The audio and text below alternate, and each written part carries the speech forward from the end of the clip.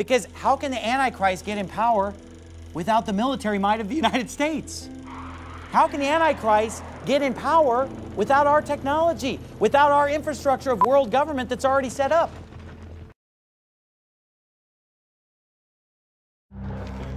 You all look great.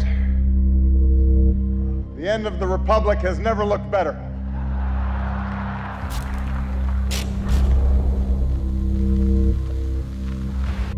Folks, there is a new world order that's being created.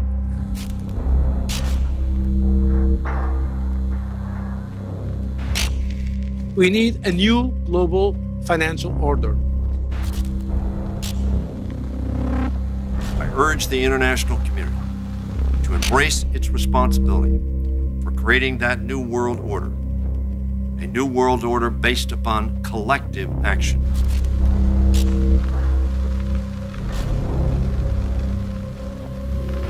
When our founders declared a new order of the ages, they were acting on an ancient hope that is meant to be fulfilled. There is a chance for the President of the United States to use this disaster to carry out what his father, a phrase his father used, I think, only once, and hasn't been used since, and that is a new world order. Where are we as we think about this time in American foreign policy? Are we at a special moment which is being redefined? Or are we creating a new world order? We're seeing a new world order now being built, a post-World War II world order. And I don't think America can retreat from that. I think we have to balance and adapt and adjust to the realities and the currents of this new world order. We meet here at a moment of testing for Europe and the United States, and for the international order that we have worked for generations to build. You're about to graduate into a complex and borderless world.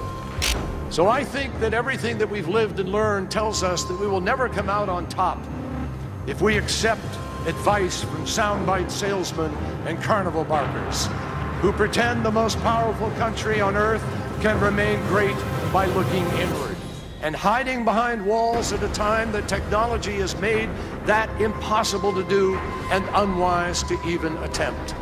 Because this university is blessed with a global vision, and so are you, its graduates now. I believe we, and particularly you, your class, has an incredible window of opportunity to lead in shaping a new world order for the 21st century.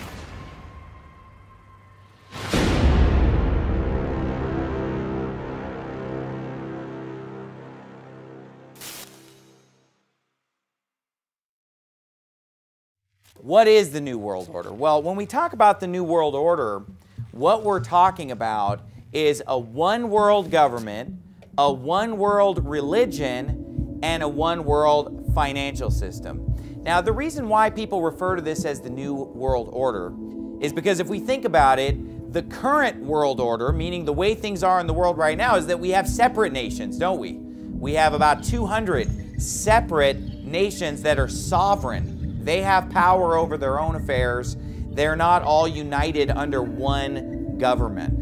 And when we think about the current religious state, we have a multitude of religions in this world. We have Christianity and all of its various facets and denominations, but we also have religions like Islam, Hinduism, Buddhism, and these religions are definitely not united. They're separate religions. That's the current order of things. Not only that, but we have different financial systems. Here we use the dollar. If we went to Mexico, we're using pesos. If we go to Canada, we're going to be on a different dollar, a Canadian dollar. All over the world, there are all these different currencies. So when we talk about the New World Order, we're talking about a world in which there's one government, where there's one religion and one financial system.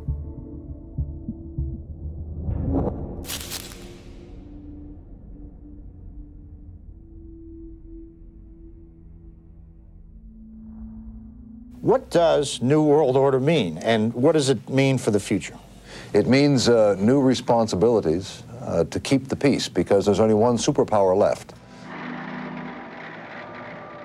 Of the many reasons given for going to war in the Persian Gulf, one rings out for its soaring, if vague, ideals. Mr. Speaker, the President of the United States! President Bush calls it the New World Order. What is at stake is more than one small country. It is a big idea, a new world order, where diverse nations are drawn together in common cause to achieve the universal aspirations of mankind. With few exceptions, the world now stands as one. The world can therefore seize this opportunity to fulfill the long-held promise of a new world order. We can find meaning and reward by serving some higher purpose than ourselves. A shining purpose, the illumination of 1,000 points of light. President Bush's New World Order is very much an evolving idea. He may be keeping it vague deliberately. In any case, it is easier to invoke than it is to explain or to implement. Obviously, they are talking about globalization.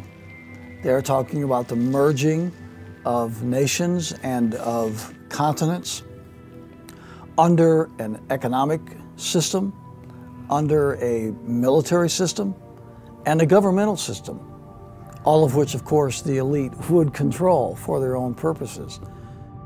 The president first spoke of a new world order amid the collapse of communism in Eastern Europe, the revolutions of 1989. But critics observe it is more than just the absence of the Cold War. It is building new institutions to manage crisis and change. If you look at the speech that George Bush made in context, where he talks about a new world order, he's referring to a world where the United States is the one superpower. You see, there used to be two superpowers, the United States and the Soviet Union. But when the Soviet Union fell, you're left with one superpower in the world, the United States. And when the global elites like, George W. Bush or Bill Clinton or any of these people use the term New World Order, that's what they're referring to. That's what they mean by it. In the wake of the Cold War, in a world where we are the only remaining superpower, it is the role of the United States to marshal its moral and material resources to promote a democratic peace. It is our responsibility. It is our opportunity to lead. There's no one else.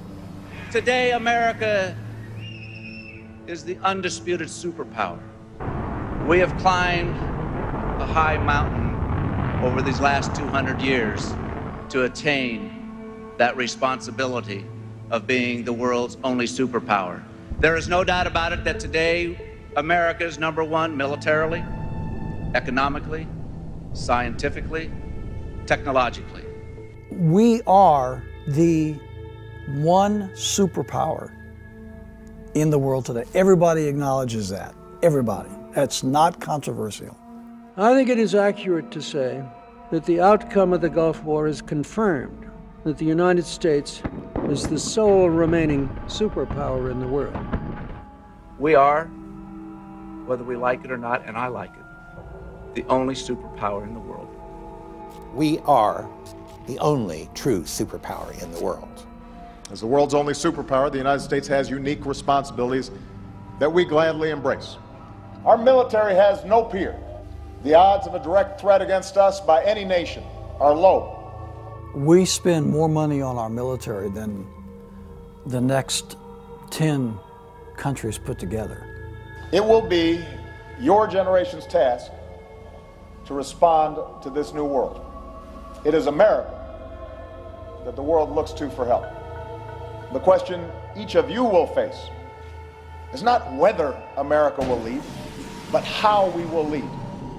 Not just to secure our peace and prosperity, but also extend peace and prosperity around the globe.